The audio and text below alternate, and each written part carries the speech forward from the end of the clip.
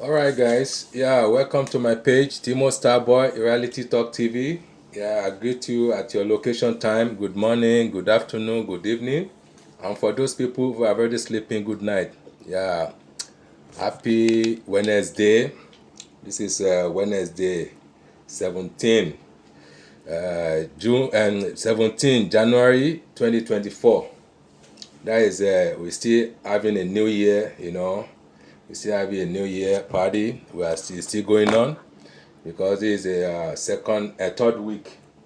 I think, third week of January 2024. So welcome to my page. Yeah, thank you so much. Thank you for your like, for your support, for your everything on this our platform.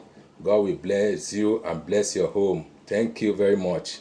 Continue supporting us and follow us all our pages at Timo Starboy Channel Blogs on Facebook, on YouTube, Timo Starboy Reality Talk TV, on Twitter at Timothy Oladipo1. God will bless you all. Yeah, this is what is trending today, Tinubu, as you can see the title, Nigeria President Bola Ahmed Tinubu says economic of Nigeria is growing and is working. He says it's growing, so it's baffled me because all this gaslighting, all this deceiving, all this talk no do, talk no do. You know what does that mean? They will just talk and sugar coated their mouth. It's all about nothing. Much ado about nothing. So I will bring you the video now. So all you have to do for me, just make your comment. I need your comment on this video. I need your comment. Your comment is very important because it is concern every one of us, whether they are playing on our intelligence or I don't know what else, because they've been talking, and they cannot work with it. They cannot work, they cannot do any action. We need action. Action speaker than words. So to see. Okay, let me just give you the video now from Arise TV. From Arise TV, Rufai side, my guy. So, and the crew. So let's hear. This is it. Ojinika Ojokwe. Credit for it. On Monday, President Bola Ahmed Tinubu attended the second-term inauguration of Governor Hope Uzodinma in Imo State, where he assured Nigerians that he shares in the pains associated with the removal of fuel subsidy. The president also admonished those he says have been responsible for stealing Nigeria's commonwealth in the past 40 years in the name of subsidy. Now your president says so. Now you say that. You say, oh, sorry. Sorry, guys. Now your president says all. Your families are pregnant people. Hear from him. This is what his word is all about. The day of birth is the day of pain. You see your president? You go through the labor pain. That is your president for you. When you see or you hear the voice of the baby, your pains are gone and you are relieved. It's all about proverb. It's all about proverb. No action. Nigeria is at it. The last 40 years, some very few people were cornering our commonwealth, calling it subsidy. Subsidy again. I call it wasteful and thievery. Subsidy again.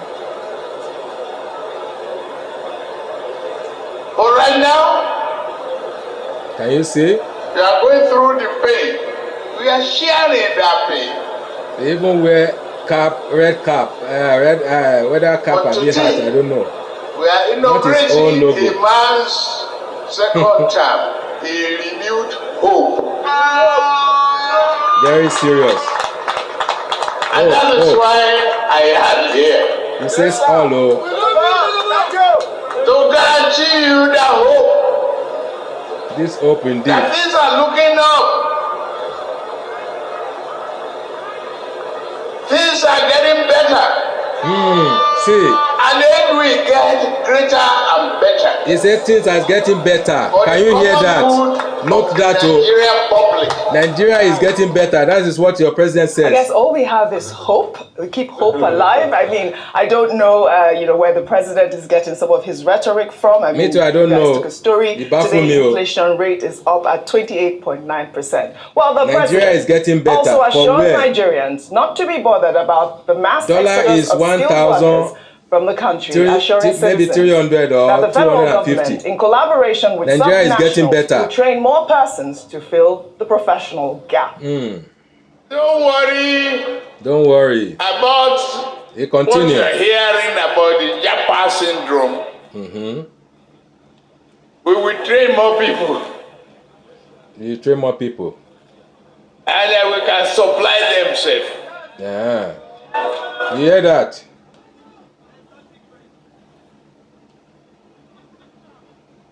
I'm glad we are showing a very united country and moving forward. Japa syndrome. It doesn't concern our government.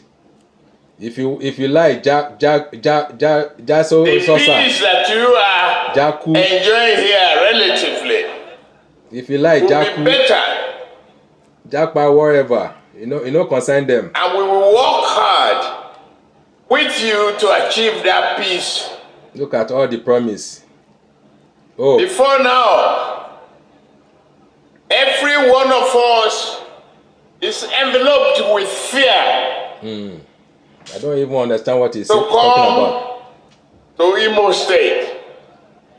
Today, Imo is safe, and happy, and ready for business. See the ridiculous statement. Imo that they are kidnapping, they are killing each other. I mean, now we are hearing that Imo State is safer, and he also kind of brought that rhetoric. Hope Uzodinma How do we find ourselves in this during his campaign, where he talked about even training 4,000 youth in Imo State, and he's going to find a way to give them jobs abroad. This was back in September. Let me just take that video. This is Hope Uzodinma during his campaign rally in September ahead of the governorship election. A governor of a liar. 4,000 youth in the state with employment abroad. And by December this year, 4,000 Imo youths will be employed in Europe. Liar. Lie, Mohammed. And once the employment letter comes, another great liar. The governor will pay for your 8 tickets. Even see the mumu they don't shout. Sorry guys, why this thing is coming now? I don't call for you. And Hope Uzodinma speaking the same language. The president has said, don't worry about the Japa syndrome, that is the mass youth exodus. And now we don't know if those 4,000 people have been sent abroad by Governor Hope Uzodinma. Well, according to the Commissioner of Information in Imo State, we had him last week, he said we misinterpreted the intentions and the statement made by the governor. He said he meant that he wanted to train 4,000 Imo youths to be employable, such that when they go abroad, they would get jobs. Not that he was going to... the thing, we now need... There'll be speeches and there'll be interpretation of... But when we watch what he said he was going to... And there was jubilation that the governor was going to give 4,000 young people in Imo State jobs in Europe. By the way, the president also, by his statement, has also said Nigeria has now introduced a new export material, and that is human rights, exporting our people. We train them for the outside world. We keep retraining them so that they can continue to jack back, and not recognizing or admitting the fact that because we are failing the young people in our nation, they have no choice but to leave their homes, to go abroad and work menial jobs in some sense just to make ends meet. And we are proud of that. We shouldn't be. It reminds me of what the former Minister of Labour and Employment, Mr. Chris Ngige, said with the doctors, mass exodus of doctors, that, if they let them go, we have many doctors. And look at the crisis we have on our hands in the health sector, where we don't have enough doctors to meet the needs of patients in our hospitals. Rhetorics like this, even though it might seem like, he's trying to make a bad situation look good, and as leader, he wants to position well, do more harm than good. Yes. We don't solve problems by burying our head in the sand and making statements that seem as if things are good, we are just all hallucinating. There's a word for that, it's gaslighting. Saying that what is not is, for instance, there are a number of things I'll mention in the speech he made. Yes. The first is that he said that the economy or things have gotten better. Has the president been briefed on the recent inflation figures? Has he been briefed on the current exchange rate of the naira to the dollar? Has he been briefed on food inflation and the fact that people cannot afford to eat? Has he been briefed on the insecurity situation that happened just in his backyard in Abuja and also across it in Benue State, in other parts, in Jos, we're just talking about Jos the other day? Has he been briefed? Because it begs belief as to how he is judging that things are getting better. An acknowledgement and an admittance of the reality of things on ground is not an admittance of failure. Yeah. What you then do as leader is to end it on a note of hope. I mean, in the renewed hope agenda, tenure, a note of hope that I understand, and he said it at the beginning. I pay pangs of childbirth, etc., which has been part of his campaign from time even up until when he removed fuel subsidy up until now. But an acknowledgement of a situation is a sign of empathy as well. Yes. And it shows that the people can trust you because you acknowledge that we have a problem on our hands, but as leader, I will fix it. That's what Nigerians want to hear. Not whitewashing, almost, or painting a bad situation as okay and not okay, and that's normal. The other thing he said was that Imo State was safe. Oji, speak to the Imo people. It's still described as a hotbed of violence. Exactly. And so this coming out, I don't know if it's now a technique where the governor and the president are saying so that just to present that front. But it's on Governor Hope Uzodinma. It's on I get you. He reiterated that. No, there's a thin line between hope and falsehood. Yes. I hope we know that. Absolutely. So the truth is that you can tell us that we have a problem on our hands, but we'll fix it. That's what we want to hear. Don't whitewash. It insults the number of lives of people that were killed or have died in this situation by making it seem as if it doesn't matter. Things are good. We want things to be better. Let's not even talk about the fact that the president went here when things were happening in Abuja. That's another conversation. That's another discussion. But Rufai, just on a lighter note, before I come to you, the president and former president Olusegun Obasanjo were all smiles at the inauguration ceremony on Monday. In a picture that has now gone viral, we see that both politicians put their differences aside as they exchange pleasantries. Obasanjo has been a strong critic of the emergence of President Tinubu and even campaigned against him during the 2023 presidential election. Rufai, we are seeing these two opposition leaders, come together and smile. I mean, I guess Hope Uzodinma was able to get them together, but that picture sends a large message. What do you make of that, and what do you think it connotes as well? So, Audrey, I don't have a proper degree in reading facial expressions, so I will not speak much. But if you ask people, they'll tell you that that picture is pregnant. And that was not a smile. It was more like a smirk on the face of Olusegun Obasanjo. And if you had watched that event till the end, you will notice that President Tinubu was still speaking when Olusegun Obasanjo walked out of the event. And he said, bye-bye, Baba, or something. So that happened while President Tinubu was still speaking. Yeah. So that's more like a smirk. It's not a smile. It's not a smile of acceptance. We all know that these people have their score. I don't think it's all over the world how they're trying to spin it.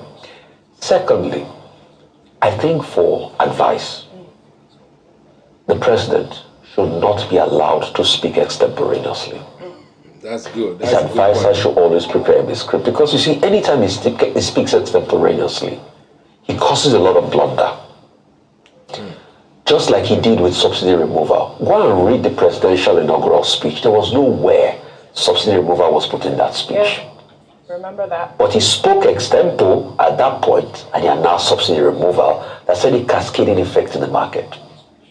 Secondly, President Tinubu that is telling the tale of subsidy removal, with due respect, is being hypocritical. Exactly. President Tinubu wrote an op-ed in 2011. And Goodluck Jonathan was about to remove subsidy.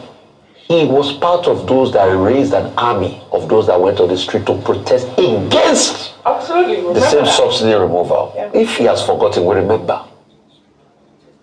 So him saying some people over the years have been feeding factory subsidy removal, we should ask him, why did they stop subsidy from going that time? That would have been a better time to remove subsidy. And what plans did he put in place to remove subsidy? No plan. He said Jackpot will keep training people. I laughed, and that's why I said, please, President Tinubu should not be allowed to speak extemporaneously. The question I want to ask is it a good thing that your best talents are leaving your country because your economy is not conducive for them to thrive? I think he missed the point there about Japa. That's why I said we should be writing this thing down for him. What he should have said is that we will make our economy competitive enough for our best brains to live and stay. Yes. Nigerian doctors are going to Syria alone for better opportunities. Just next door.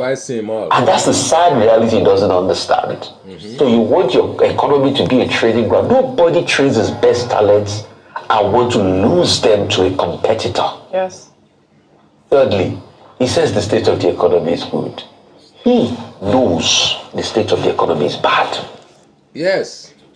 This was the same President Tinubu that in his major hub, Lagos Island, he was going to the mosque people and begging, people were screaming, they are hungry. He knows. But the man is just playing dirty game. Is at an all-time low in this country. Lions all so him saying all around. Economy, and the part that is unforgivable, deceiving people, saying, nothing about those that have been kidnapped. Yes. I know you both have spoken about when he talked about security in Imo, which has not improved, likely if you ask people on ground. Leave a comment. I thought he was going to by extension say, and for those don't stop to like that are facing the scourge of kidnappers, I will work with you and be your president. So when you look at all of this thing, it's another missed opportunity. And I'd like to ask, I might be wrong, please, I don't know anything. If President Tinubu sees the need to attend Hope Uzodima's second term inauguration, how many governors' inauguration will they attend in the country? I wonder.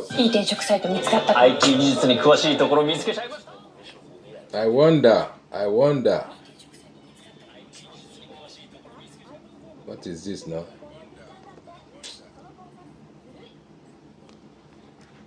I wonder. I don't think it was necessary in the first place. Yeah. They were pertinent issues that could be. A governor should be is a subnational. Exactly. And for Governor Hope Uzodima, I think he should be more concerned about how to bring investment and foreign investment to his state. That should be his priority. Yeah. I mean, Rufa, you hit the nail on the head there. I mean, talking about him not mentioning the insecurity, even going to visit the victims of that Plateau massacre and was able to go to this inauguration ceremony speaks a lot. This brings me to my next story, Vimbai.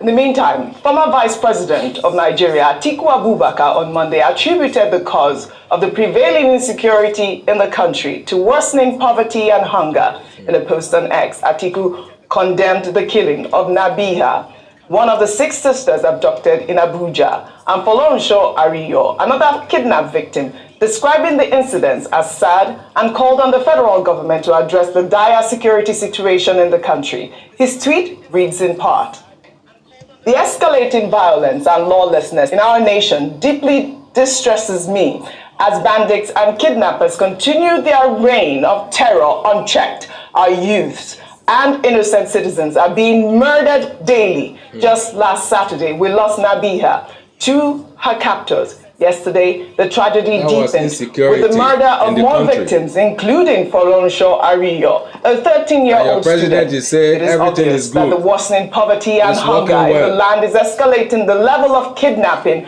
and insecurity in Nigeria, particularly in Abuja, the Federal Capital Territory, when the government fails to fulfill its constitutional obligations of protecting the lives and property of citizens. It is an invitation to kidnappers and other criminal elements to have a free reign, visiting houses and hotels in and around the capital city, kidnapping citizens without resistance. This is a sad development, a sad development indeed. Tragedy. Over to you. You know, Rufai earlier tragedy. stated the Japa, and reference to it of us glamorizing young people who are escaping, in essence, the economic situation. Let's talk about the security situation. Young people are not just faced with a difficult situation. We look at these reports. I mean, we've delved in this in detail today. And the concern is, why are we minimizing the plight of ordinary people, especially young people? It takes me to some developments that took place in Malawi and Kenya last year, where presidents of both countries decided that they would ship off their young people to work. Malawians were sent off to Gaza to work for $1,000 per month on the farms of Gaza that had been abandoned by farm workers who were running away from the war. So you look at, do we need to wait to get to a point where young Nigerians are now escaping to a war zone to look for better opportunities because it feels safer and more secure economically and in terms of physical well-being than the situation in Nigeria? It's not necessary. We need to stop minimizing. So I'm glad that Atiku has spoken truth to power in this instance. I feel also they're making his job as an opposition party relatively easy in this sense, because all he has to do is state the obvious in order for him to get a little bit more support. However, we really are in a situation where we need to stop minimizing the suffering of our people. Well, we are thankful for the opposition. I mean, Atiku has been speaking, Peter Obi has been speaking, and it is the way that we can all get a healthy democracy. We'll take another story.